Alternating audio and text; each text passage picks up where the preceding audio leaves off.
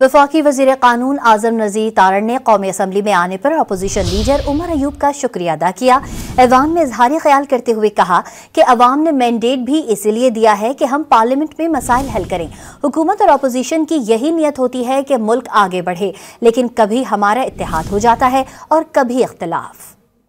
जो पार्लिमानी जमहूरियत का हुस्न है उसमें इजाफा करते हुए लश्कर कशी को छोड़ के पार्लिमान में आने को तरजीह दी और यहाँ पे बात करनी शुरू की। और मेरे ख्याल में अवाम ने मैंडेट भी हमें इसी बात का दिया है। और ये जो सारा निज़ाम चलता है और इस पर टैक्स पेयर का पैसा लगता है, शायद उसकी भी एक वजह यही है कि हम इस तरह से अपनी एक दूसरे को बात सुनाएं और समझाएं, और ये बात ज़्यादा बेहतर तरीके से पहुँचती है, क्योंकि वहाँ पे तो दोनों तरफ से गुरेलें चल रही होती हैं और बहुत कुछ हो रहा होता है। यहाँ हम रीज़न और लॉजिक से बात करते हैं और एक दूसरे को अपना मुद्दा समझाने की कोशिश करते हैं। शायद नीयत दोनों की यही होती है कि पाकिस्तान आगे बढ़े, पाकिस्तान के अवाम का भला हो। जाहिर है कभी इख्तलाफ होता है, कभी इत्तफाक हो जाता है। मेरी